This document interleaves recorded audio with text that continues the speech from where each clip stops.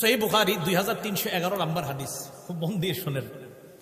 আবু হুরায়রা রাদিয়াল্লাহু তাআলা আনহু বলেন, ওয়াক্কালানি রাসূলুল্লাহ সাল্লাল্লাহু আলাইহি ওয়াসাল্লাম ফি যাকাতি রমাদান।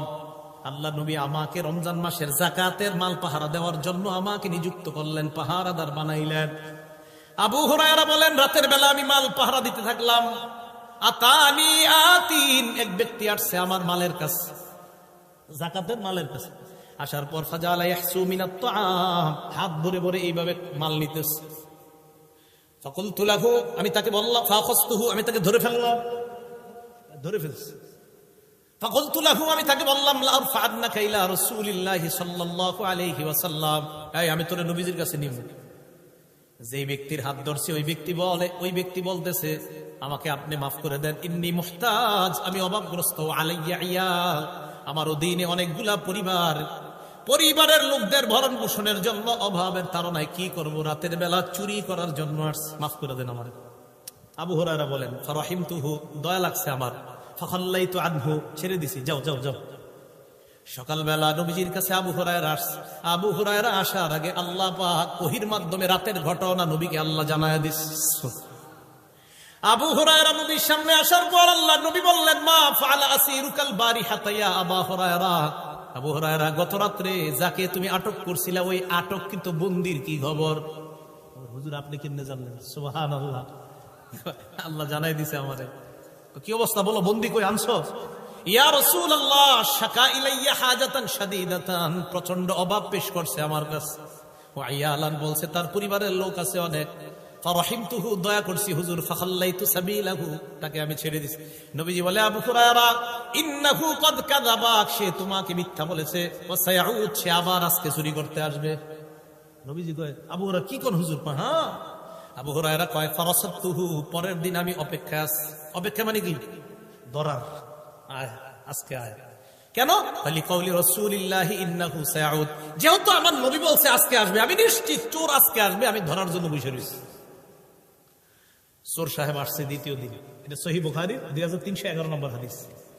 তা আসার পর আবু হুরায়রা বলেন, আবার ওই ব্যক্তি খাবার নিতেছে, নেওয়ার পর আমি তাকে ধরলাম, ধরার পর বললাম, লা আরফা'নাকা ইলা রাসূলিল্লাহ, আমি তোমাকে আল্লাহ নবীর কাছে নিব। দ্বিতীয় দিনও বলতেছে, ভাই আমার অনেক অভাব অনটন, লি হাজাতুন শাদীদা ওয়া আলাইয়া ইয়াল, আমি অভাবগ্রস্ত, ক্ষুধার যন্ত্রণায় আজকেও চুরি করতে আসছি, আমারে মাফ করো।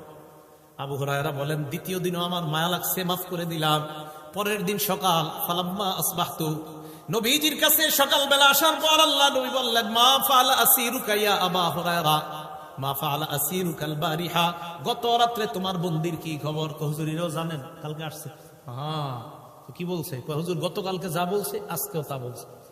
আবু হুরায়রাকে নবী বললেন, ইন্নাহু ক্বাদ কাযাবাক, চোর তোমাকে মিথ্যা বলছে, ইন্নাহু সায়াউদ, সে আজকে আবার আসবে। কয়দিন হলো চুরি? আপনারা বলতে হবে, ওলামারা না, ওলামারা ছাড়া অন্যরা, সাধারণ জনগণ বলেন, কয়দিন চুরি হইল? কয়দিন? 2 দিন। ওলামারা তো জানে, আপনারা বলবেন। সাধারণ পাবলিক বললে কি হবে? মিয়া চা স্টলের সামনে বসে এগুলো আলোচনা করেন, আপনারা খালি গীবত করেন চা স্টলের সামনে বসে। এই হাদিস একজন আরেকজনের শোনান, তাই তো সওয়াব হয়ে যায়। আল্লাহ নবী বললেন, তৃতীয় দিন আবার আসবে চোর। আবু হুরায়রা বলেন, রাসাতুহু সালিসা, আজকে আমি ভালোভাবে বসে আছি, আজকে আর সারাসারি নাই, পুরা রেডি।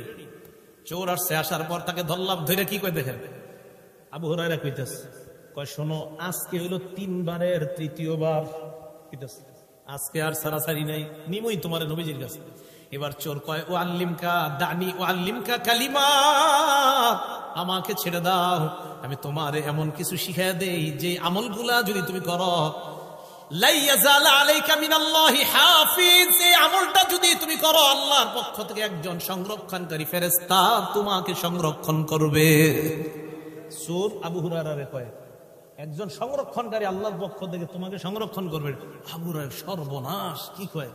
এই হাদিসের মধ্যে আসছে ওয়াকানু আহরাসা, এই হাদিসে আসছে ওয়াকানু আহরাসা, সাহাবায়ে কেরাম ছিলেন নতুন কোন আমল ইলম জানলে ওই আমল জানার প্রতি সাহাবায়ে কেরামের খুব আগ্রহ ছিলেন। আবু হুরায়রা উনি যে চুরি করছে এটা ভুলে যায়, কয় ভাই শিখাও তাড়াতাড়ি, কোনটা শিখাইবা? সুবহানাল্লাহ। জানেন এই হাদিসটা বলে চিন্তা করি, মানে সাহাবারা কেমন, এই হাদিসে এটা লেখা আছে, এই হাদিসে কানু আহরাসা, সাহাবায়ে কেরাম আমল শিখার ব্যাপারে খুব আগ্রহী ছিলেন। মানে চোর চুরি করছে, বাস খালাস, চুরি ব্যাপার না, তুমি শিখাও, কি শিখাইবা? এমন কিছু শিখামু তোমারে পাহারা দিবে একজন, তাই নাকি? হ্যাঁ। আবু হুরায়রা কয় বলো। এবার চোর বলতেছে আল্লাহু লা ইলাহা ইল্লা হুয়াল হাইয়ুল কাইয়্যুম। চোর আয়াতুল কুরসি পুরাটা শোনায় দিস। এবার চোর আবু হুরায়রাকে বলে ইদা আওয়াইতা ইলা ফিরাশিকা, যখন তুমি তোমার বিছানায় যাও, ফাকরা আয়াতুল কুরসি, তুমি এই আয়াতুল কুরসিটা পড়ো। বিছানায় যাইবা, আয়াতুল কুরসি পড়বা, সারা রাত আর টেনশনের প্রয়োজন নাই, আল্লাহ তোমাকে হেফাজত করবেন। এই জায়গা আবার একটা বিষয়, হুজুর ঠিক আছে আয়াতুল কুরসি পড়ে দরজাটা খোলা রাখুন, এটার নাম তাওয়াক্কুল না। এক হাদিস হইতে তাহলে আবার আরেকটা হাদিস কইতে হবে। এক সাহাবা নবীজির কাছে আসছে, আসার পর কয় ইয়া রাসূলুল্লাহ, আমি আমার ঘোড়ার বাঁধন, ওটের বাঁধন ছেড়ে দিয়া আমি তাওয়াক্কুল করব যে আমার বাঁধন কোথাও, আমার ওট কোথাও যাবে না, আমার ঘোড়া কোথাও যাবে না, আল্লাহ হেফাজত করবে। হুজুর এটা কি তাওয়াক্কুল? নবীজি কয় না, বাঁধবা, বাঁধার পরে আল্লাহর উপর তাওয়াক্কুল করবা, ইনশাআল্লাহ আমার ঘোড়া ওট কোথাও যাবে না, এটার নাম তাওয়াক্কুল।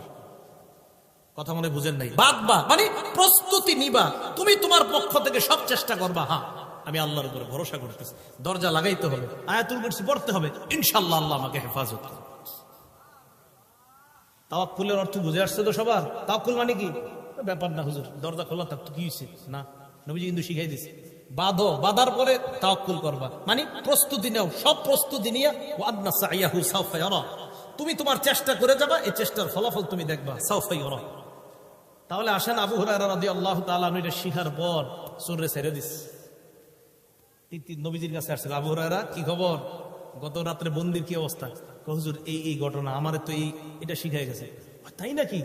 3 দিন নবীজি কি বলছে, সে মিথ্যা বলছে গত 2 দিন। এবার আল্লাহ নবী কয় আবু হুরায়রা ইন্নাহু ক্বাদ সাদাকা, গত রাতে তোমাকে যা শিক্ষা দিছে এটা সত্য। ওয়াকাদ কাযুব, তবে শোনো, যদিও সত্য কথা বলছে তবে সে দুনিয়ার সবচেয়ে বড় মিথ্যাবাদী। আবার বলছি, আবু হুরায়রা গত রাত্রে চোর তোমাকে সত্য কথা বলছে, তবে এই চোর দুনিয়ার সবচাইতে মিথ্যাবাদী, তবে কালকে ঠেকায় বইরা তোমাকে একটা সত্য কথা বলছে, কিন্তু সে মিথ্যাবাদী। আবু হুরায়রা কয় কি কয় এটা? নবীজি কয় তালাবু মান তুখাতিবু মুনযু সালাসা লায়াল, গত 3 রাত তুমি কার সাথে মোকাবেলা করছো জানোনি? কয় জি না হুজুর। কয় জাকার শয়তান, এই 3 দিন চোর ছিল শয়তান। কে ছিল? শয়তান আয়াতুল কুরসির ফজিলত শিখাই দিছে। শয়তান আয়াতুল কুরসির ফজিলত শিখাই দিছে যে ঘুমাইতে যখন যাও, আমি শয়তান থেকে বাঁচতে হইলে, তোমার বিবি ইত্যাদি এগুলার হেফাজত রাখতে হইলে আয়াতুল কুরসি কইরা দরজা বন্ধ রাখো। শয়তান শিখাই দিছে, আমি শয়তান তোমার বিবিরে উল্টা পাল্টা কুমন্ত্রণা দিব না, তোমারেও দিব না, আয়াতুল কুরসি কইরা ঘর লাগাও। শয়তান শিখাই দিছে, এরপর আপনারা আমল করবেন। আজীব এক বর্ণনা। হ্যাঁ, শয়তান শিখাই দিছে, এটা পড়ো, তাহলে হেফাজত থাকা যাবে। সর্বশেষ 6 নম্বর কথা, আজকে এশার নামাজ কারা কারা পড়ছেন হাত তুলতে বলবো না, আশাবাদী সবাই পড়ছেন। 5 ওয়াক্ত নামাজের পর আয়াতুল কুরসি পড়া। বুলুগুল মারাম নামে একটা হাদিসের কিতাব আছে, এই কিতাবের 97 নম্বর হাদিস। ক্বালা রাসূলুল্লাহ সাল্লাল্লাহু আলাইহি ওয়াসাল্লাম, নবীজি বলেন, মান ক্বারা আয়াতুল কুরসি দুবুরা কুল্লি সালাতিন মাকতুবা, 5 ওয়াক্ত ফরজ নামাজের পর যে ব্যক্তি আয়াতুল কুরসি পড়বে, লাম ইয়ামনাহু মিন দুখুলিল জান্নাতি ইল্লাল মাউত, মরণ ছাড়া জান্নাতে তাকে যাওয়া কেউ ঠেকাতে পারবে না। এই ব্যক্তি মারা যাবে আর জান্নাতে প্রবেশ করবে। সবার কাছে জানতে চাই, আমি সহ আজকে থেকে যতদিন আমাদের এই মেধাটা ঠিক থাকবে, আমাদের যতদিন পর্যন্ত মাথা উল্টা পাল্টা না হবে, সজ্ঞানে সুস্থ অবস্থায় যতদিন বেঁচে থাকবো, আয়াতুল কুরসি নামাজের পর কখনো মিস করব না। রাজি আছেন ইনশাআল্লাহ? হ্যাঁ, এবার হাত নামান সবাই, সমস্যা নেই, এগুলা জানা যায়। আয়াতুল কুরসি মুখস্থ নাই কাদের? হাত তোলেন। মুখস্থ নাই, সমস্যা নাই, এটা সমস্যা নেই, হাত তোলেন। মুখস্থ নাই, আপনারা শিখে নিন ইনশাআল্লাহ। হ্যাঁ, আয়াতুল কুরসি প্রত্যেক 5 ওয়াক্ত নামাজের পর পড়বেন, মারা যাবেন জান্নাতে যাবেন। আয়াতুল কুরসি প্রত্যেক 5 ওয়াক্ত নামাজের পর পড়বেন, মারা যাবেন জান্নাতে যাবেন। পড়বেন তো ইনশাআল্লাহ? তাহলে যারা শিখেন নাই শিখবেন তো ইনশাআল্লাহ? তাহলে এই ওলামা কেরামের সাক্ষীতে আপনারা ওয়াদা করছেন, তো ইনশাআল্লাহ শিখে নিবেন। হ্যাঁ, তাহলে আজকে থেকেই চেষ্টা করবেন, দেখে দেখে পড়বেন, না পার যতদিন না পারেন, আর ইনশাল্লাহ মুখস্থ হওয়ার পর বাস। এখন আপনি দেখে দেখে তো সবসময় পড়তে পারবেন না।